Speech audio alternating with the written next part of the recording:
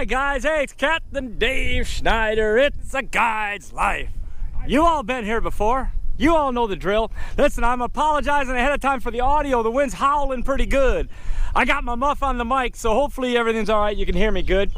Anyway, listen, I got Zach Chappell here. Say hey, Zach. Hey, what's going on, fellas? No. Say hey, Zach. Hey, Zach. Ah, he did it. All right. Hey, and I got his pappy. Pappy.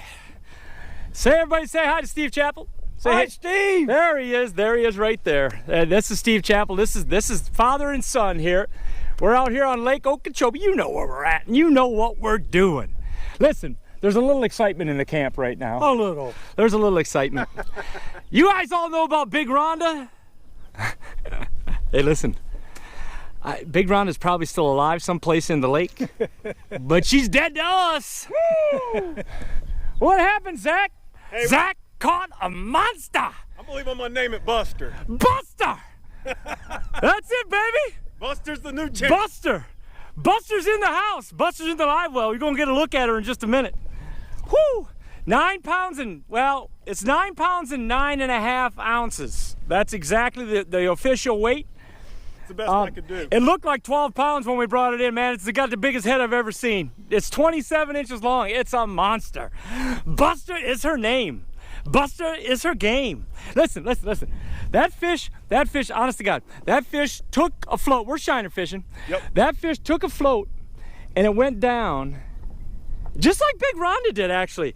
And she's just sat there and she just swam around in this little pool area. And we're thinking, we got mudfish. Yep. We got a garfish. Something. We got everything but a big old giant Buster. I'm telling you that right now. And oh my God, he set the hook and it was 15 seconds of absolute fury, as usual. But she came right out, man. Got the rod tip high. Old Zach he's the poster child of how it gets done. Although, you know, listen, I was complaining. I was bitching at him the whole time. Get your rod up. Stop hook setting to the side. You didn't let it carry it long enough. I'm glad you were here with and me, on Dave. and on. And you know that I'd have never got it. Anybody who's ever been here knows that I'm a pain in the royal behind. But I'm kidding, of course. Guy's a rock star. He absolutely stuck the fish. The joke was you got it done when you needed to, right? That's right. Got it done when you needed to. That's right. Guys, you can just cut the excitement around here with a knife. It's absolutely fantastic. Gonna bring the fish out and show it to you. She's taking a rest right now. You know that you got to take those track stars and you got to put them in the dark and let them sit in the cold for a little while. So that's what we're letting her do. I already got some snapshots. I'm gonna put those up, of course. We'll get a little video of releasing the big girl in a little while here.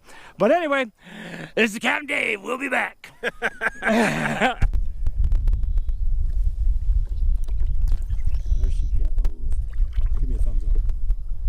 Fishing with Dave Schneider. It's awesome. What an absolute gorgeous fish. Couple things here. I want a lake report here for you. We're fishing in Coot Bay. We're on our way out. Guys, don't run your boats in here. Do not try and drive back into Coot Bay. Take the time, get on your trolling motor and trolling motor your way in and out. It takes 6-7 minutes tops. And it's just not worth your equipment. There are 2 or 3 spots in the cut here where, yeah, you might be able to run across it, but every day the water's getting lower and you don't want to be that guy. You don't want to be the one that learns or hangs up a sign that says don't run through here anymore. I'm going to tell you, it's definitely not a good deal back there. The other problem with motoring around and idling in here is the water's getting so shallow, there's a lot of mud. And that mud and whatnot is really going to create some problems with your motor. You're going to suck it into your intakes and it's going to create some problems. So just don't do it. Now, hey, Okeechobee's not dead. There's lots of fish to be caught. In fact, they're everywhere. Well, they're not everywhere. They're actually leaving some of the shallow water and they're moving into some more predictable deep water locations. So as this continues, if this water continues to fall, the fish is just going to get better and better. What's interesting about it is they're still back here coming into Coot Bay to spawn. And you know, those fish are coming and going. I guess we didn't catch a ton, but it was pretty steady. We missed a few, but it was pretty steady. I want to say I think we boated 13 or maybe 14 fish, including Buster there. And now we're kind of pulling out. We're gonna go out and fish on the other side of Rocky a little bit here and see if we can catch some fish moving out there. The bite has kind of slowed down here a little, and we've still got an hour and a half or so. You know, and I want to keep at it. So anyway, lake report. be careful, be careful, be careful. I've been saying that for 2 or 3 days now, and it's still real. You got to be careful. But don't be afraid to get back in shallow water. I know the boys were up north yesterday, and they were in the back end areas up in the North Shore area, and they were catching them on a spinnerbait pretty good. And those fish, again, they were in pretty shallow water. So the fish are still moving around, and there's plenty to be caught. So get your butt down here. Listen, you know I'm fishing the evening pattern right now. You know, my general attitude is sleep in, get a good breakfast, and go fish until dark. And I'm standing by that right now. We caught that big fish at 5 p.m., almost on the nose. And we're going to enjoy the evening here. You got the lake to yourself, for God's sakes. All the pressure's gone. Everybody's gone home, eating breakfast or eating dinner or whatever. I mean, but anyway, that's my lake report. The water's pretty dirty in these backwater areas, but it doesn't seem to matter a lot. These fish are here, and they're still aggressively eating. We've had stable weather. We had a good southeast wind, east wind today. It blew probably 15 gusts to 20 a few times, 15 maybe close to 20 a few times. But it didn't really hurt the fishing. It changes where you fish a little bit just because it's hard to set up on fish. But anyway, keep fishing, boys. Get out on the water. Stay late. Catch them all. It's Captain Dave Schneider. I'll be back. Well, hey guys, we're just finishing up here. We got the Chapel brothers here. Well, father, son, if you couldn't tell the difference in age. I know I look young. Anyway, listen, I think we got 17. I think it's 16 or 17. It wasn't a stellar day in terms of numbers. We dealt with some wind and some things like that and had to bounce around a little bit.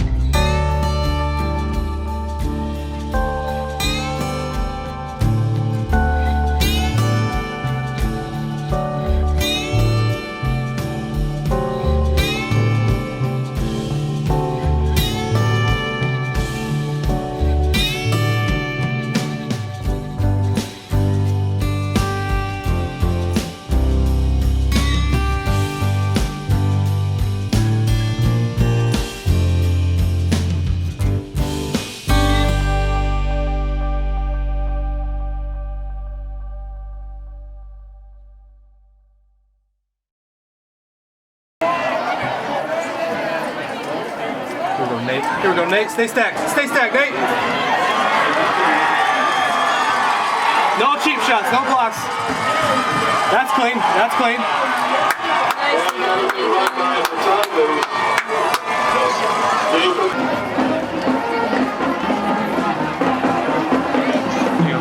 There you go, Garrett. That's Garrett. Right? You get it up, you get it rolling, you make mistakes, but you take it back. You understand? Yes, sir. Every time we answer the bell, and that is what being a champion's about. Bad stuff's going to happen, especially when you play good teams. When you play a good team, they're going to force some things. They're going to force balls to go spilling out and things of that nature, all right?